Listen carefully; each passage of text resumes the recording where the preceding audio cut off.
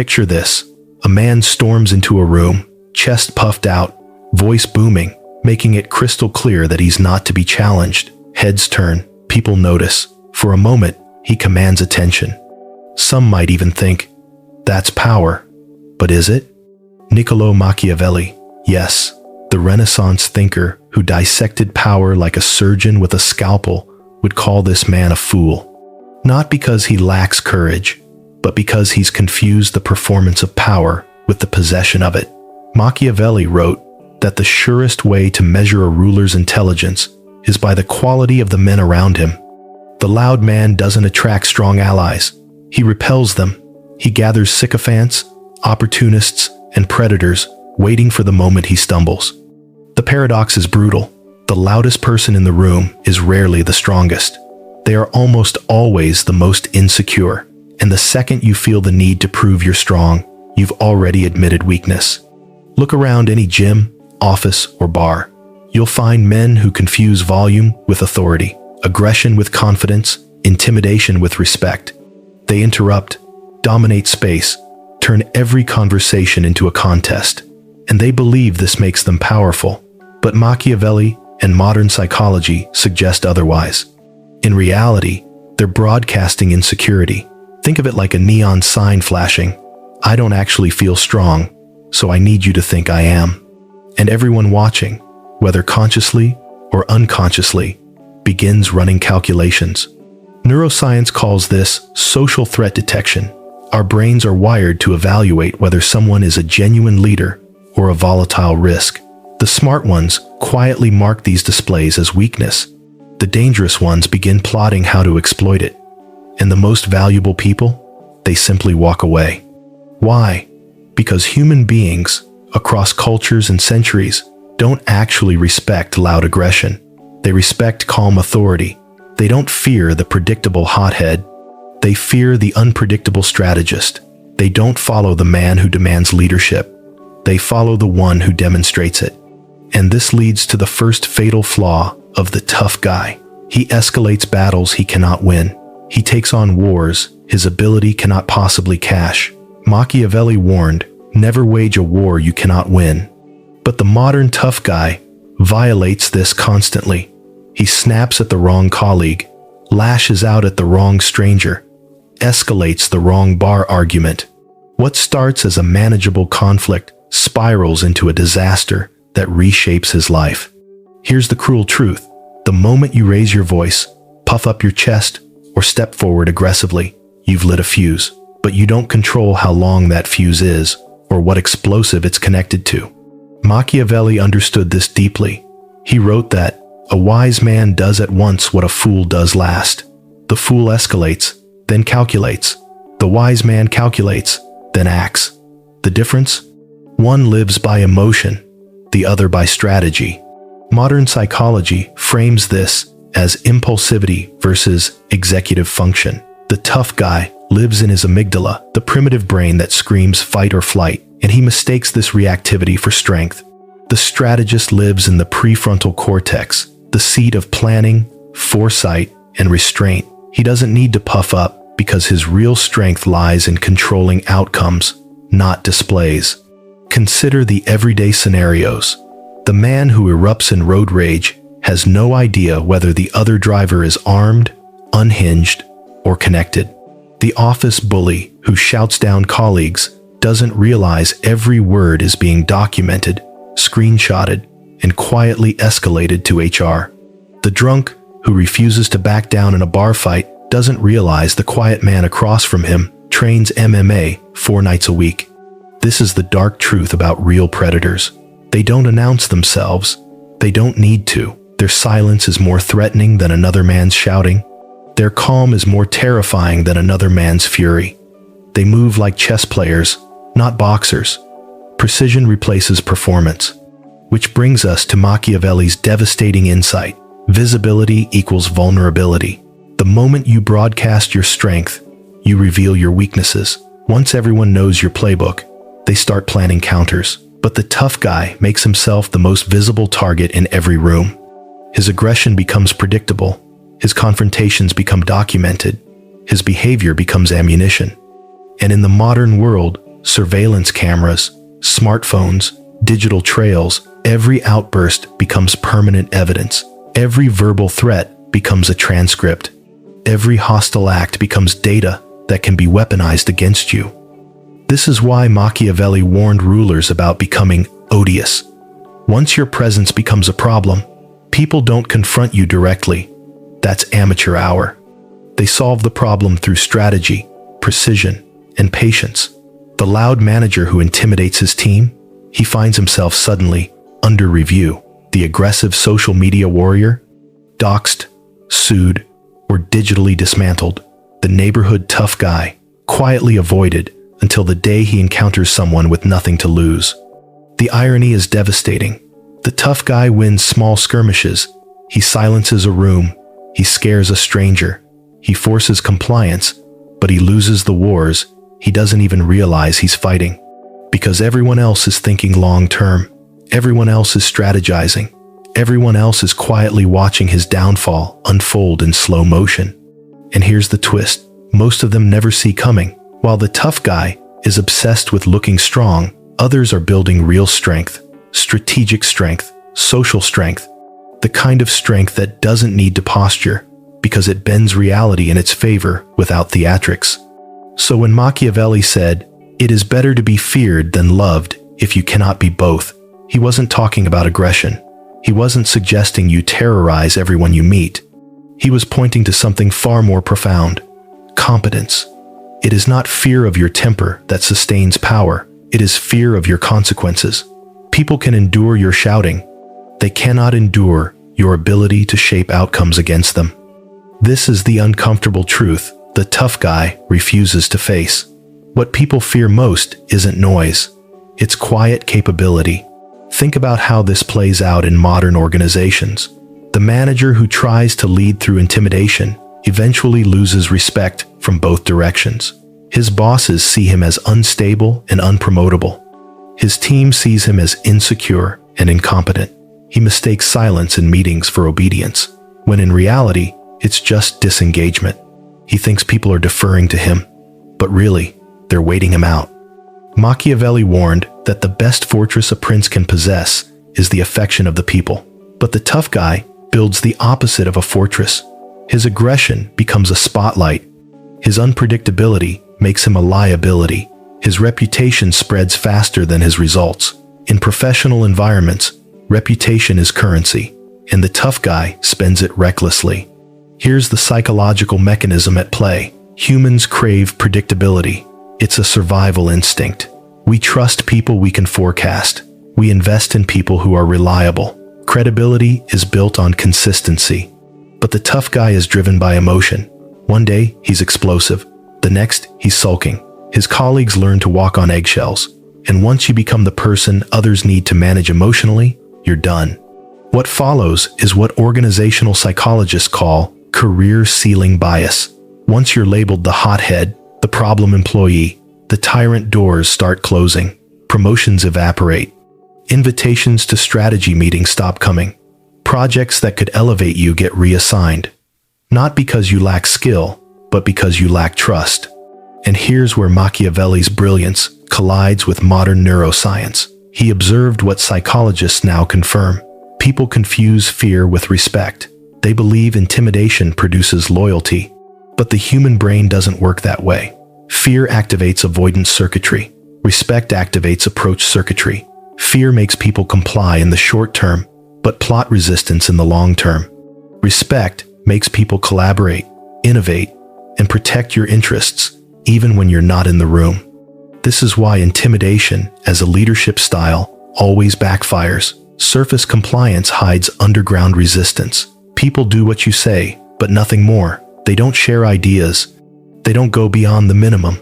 And in the long run, they start rooting for your downfall. Consider how reputations form. The explosive meeting becomes office legend. The angry email becomes a screenshot circulated quietly. The hostile outburst becomes a cautionary tale.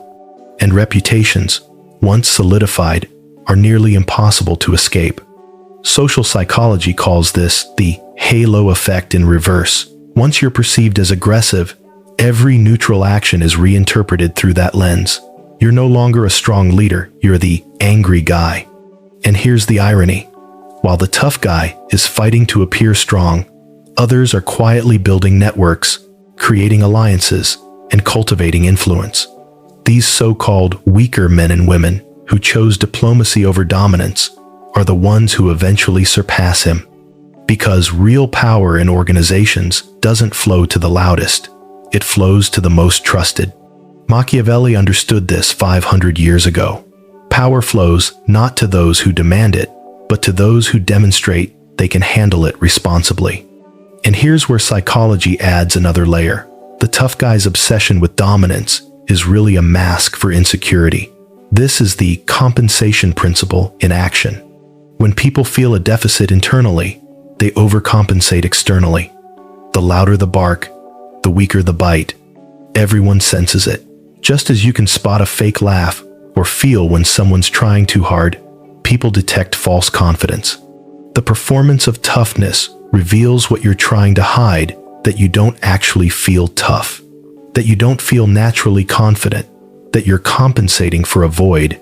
Machiavelli called this the appearance of virtue without the substance, pretending to be what you are not, and this is where the danger deepens. Because once your identity becomes a performance, you're trapped in it. Psychologists call this the impostor trap. You can't back down without feeling weak. You can't ask for help without feeling exposed. You can't admit fear without feeling fraudulent. So, you double down on the performance. You grow louder, harsher, more aggressive, and in doing so, you isolate yourself further. What begins as a strategy to appear powerful ends as a prison of your own design. This is why the tough guy is often surrounded not by true allies, but by users and parasites. People who cheer him on when his aggression serves their agenda, but who vanish when it becomes a liability. These are not friends, not colleagues, not loyal supporters, they're opportunists. They're there to benefit from his noise, not to invest in his growth. Machiavelli warned, men who can be truly useful to a prince are rare. Those who merely appear useful are common. The tough guy surrounds himself with the latter. People who flatter him, who validate his aggression, who ride his coattails. But the moment he stumbles, they scatter. And the deeper tragedy? Acting tough creates emotional isolation. Even when he's surrounded by people, the tough guy is fundamentally alone. Because nobody knows him, they only know the performance. His allies don't trust him. His enemies don't respect him. And worst of all, he doesn't trust himself, because deep down, he knows it's all an act. This has devastating consequences. He isn't invited to important conversations because others fear his reaction. He isn't trusted in strategic planning because his volatility makes outcomes unpredictable. He isn't given opportunities because his judgment is suspect.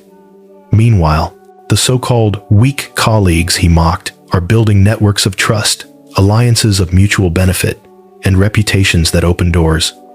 Because here's what Machiavelli understood about real power. It isn't about what you can do to people. It's about what people will do for you. Not about who fears you, but who trusts you. Not about who you can intimidate, but who you can influence. And influence requires authenticity. It requires vulnerability. It requires letting go of the performance of toughness and embracing the reality of strength. But for many tough guys, that feels impossible.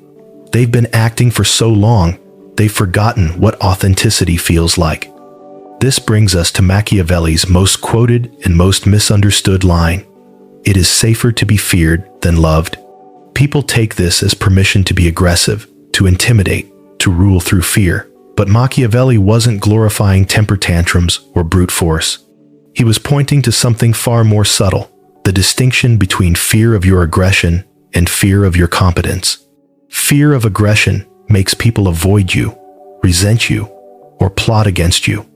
Fear of competence makes people respect you, depend on you, and hesitate to oppose you because they know you can shape outcomes in ways they can't counter. One is primitive, the other is strategic. Think about the people you genuinely respect. It's not the loudmouth who turns every conversation into a contest. It's the person who rarely raises their voice, yet when they speak, everyone listens. It's not the guy who throws his weight around in the gym, but the one whose quiet discipline builds results year after year. Their authority comes not from theatrics, but from proof. Machiavelli described this as the appearance of necessity, when your competence is so obvious that resisting you seems foolish, when your value is so indispensable that opposing you seems self-destructive, when your track record is so reliable that betting against you feels irrational. But here's the catch. This kind of authority takes time to build. It's earned through consistency, not volume, through demonstrated results, not intimidation, through genuine confidence, not manufactured bravado. And this is where the irony sharpens. The men obsessed with looking powerful are often the most fragile. They seek shortcuts to respect by manufacturing fear, but the very act of posturing makes them vulnerable. Real predators, real strategists, know this. They let the tough guy burn energy on displays while they quietly accumulate leverage. Because real power isn't about noise, it's about options. When people need what you provide, you have leverage. When people trust your judgment, you have influence. When people respect your results, you have authority. None of this requires aggression. In fact, aggression actively undermines it. Psychologists call this the paradox of dominance. The harder you try to appear dominant, the more fragile your actual dominance becomes. You create enemies where you could have created allies. You burn bridges that might have carried you further. You reveal insecurities that others can exploit. This is why the people who focus on being valuable become powerful, while the ones who focus on appearing powerful become vulnerable. Machiavelli put it this way: sustainable power comes not from intimidation, but from indispensability, not from making people fear your temper, but from making them fear losing you. This is the shift most tough guys never make. They measure their strength in how many people they can silence, rather than how many people they can mobilize. They chase short-term wins through intimidation, while others quietly build long-term advantage through competence. And here's where things get dangerous. When you base your entire identity on performance, on acting tough, you become enslaved to it. You can't admit weakness without shattering the image.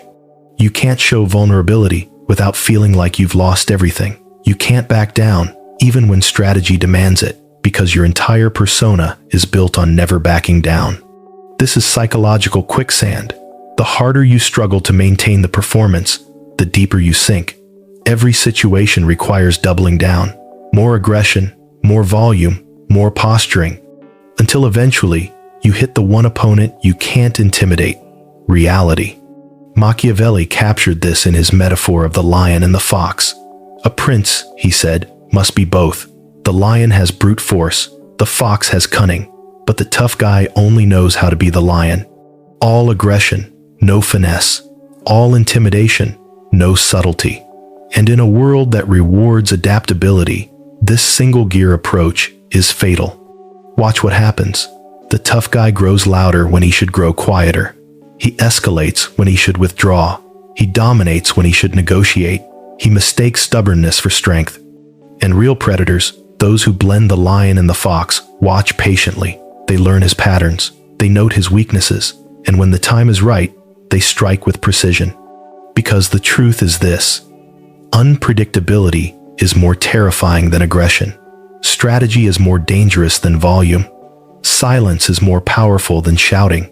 Social psychology backs this up. People judge us more by what they observe than by what we intend. They don't see our inner reasoning, only our outer patterns. And what do they see in the tough guy? Instability, fragility, a man trapped by his own performance. And the cost isn't just professional, it's personal. Tough guys gradually become isolated, not just from promotions, not just from networks, but from people in general. Friends drift away, relationships strain, colleagues avoid them. Why? Because they're exhausting. Every conversation feels like a conflict. Every interaction feels like a negotiation. Every relationship feels like a test. Strong people, genuinely strong people, avoid this energy. They don't have the time or patience for constant drama. They don't want to spend their lives managing someone else's fragile ego. so they leave. And what's left? Users, parasites, weak men who cling to the tough guy's shadow, feeling braver by association, but ready to abandon him the moment his reputation turns toxic. This is what Machiavelli called the blindness of the tyrant, the inability to see that submission often masks resistance, that respect often hides contempt, that compliance often precedes revenge. And in the modern world, revenge rarely comes in the form of open battle. It comes in whispers, in screenshots, in quiet conversations behind closed doors. The tough guy never sees it coming because he's too busy performing. And this is the most painful irony of all. The performance of strength reveals weakness more than it conceals it. The very act of acting tough tells everyone watching that you don't actually feel tough. Psychologists call this self-signaling. The behaviors we display are often less about convincing others and more about convincing ourselves. When you puff up, when you shout, when you refuse to back down, it's not proof of strength, it's evidence of insecurity. Secure people don't need to prove their security. Confident people don't need to advertise their confidence. Strong people don't need to constantly demonstrate their strength. Everyone can feel the difference. Just like we can detect a fake laugh or sense when someone is trying too hard, authentic confidence is magnetic. Manufactured toughness is repellent. Machiavelli described this as the appearance of virtue without the substance, pretending to be something without actually being it. And here's where the danger becomes existential. When your entire identity rests on a performance, you become hostage to it. Vulnerability feels like betrayal. Asking for help feels like failure. Adapting feels like weakness. You've locked yourself into a character you can't step out of, even when the mask is suffocating you. This is why psychologists speak of emotional isolation. Even surrounded by people, the tough guy is profoundly alone. Nobody sees the real person, only the performance. And over time, this corrodes him from within, because human beings are wired for authenticity. We crave being known. The tough guy has denied himself that possibility. Meanwhile, the people he dismissed as weak are thriving. They're building networks of trust. They're cultivating alliances. They're creating opportunities through influence rather than intimidation. They're demonstrating what Machiavelli knew about real power, that it flows through trust, respect, and indispensability. Here's the transformative insight. Power isn't about what you can threaten to do. It's about what others trust you to do. It's not about being feared for your temper. It's about being valued for your competence. Not about being avoided, about being sought out.